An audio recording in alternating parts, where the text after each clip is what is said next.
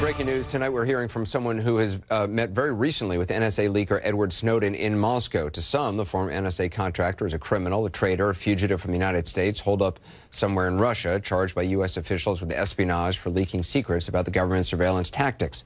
To others, though, Snowden is nothing short of a hero, a courageous whistleblower, and now he's been honored by a group of former U.S. intelligence officers who gave him an award at a ceremony in Moscow.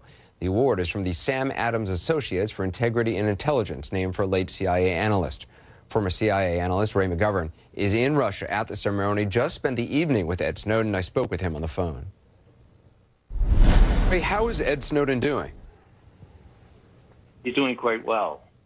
We were buoyed up to see that he's not only physically well, but his morale seems to be uncommonly high for someone in his circumstances. He really hasn't been seen publicly at all. Does he seem nervous? Is he looking over his shoulder, or does he seem quite comfortable?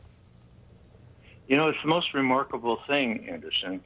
Here's a young fellow who's made peace with his situation. He's buoyed up by the notion that he did the right thing. You know, when you come right down to it, he didn't intend to end up in Russia. That's clear. But if you're looking for a safe place away from drone strikes and SEAL 6 teams, I couldn't conceive of a safer place for him to be than in Russia. You spent a number of hours with him. I understand you had dinner with him. Did he express any concerns for his safety at all? Not at all. You know, he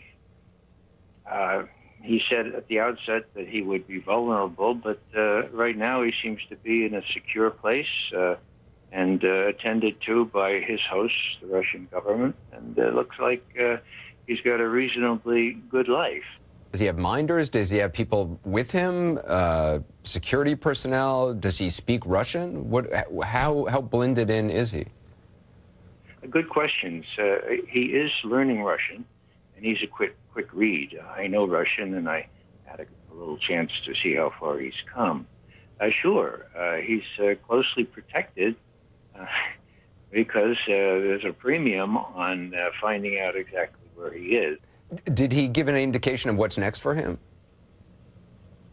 Well, what's next for him is learning Russian, and trying to assimilate into that culture.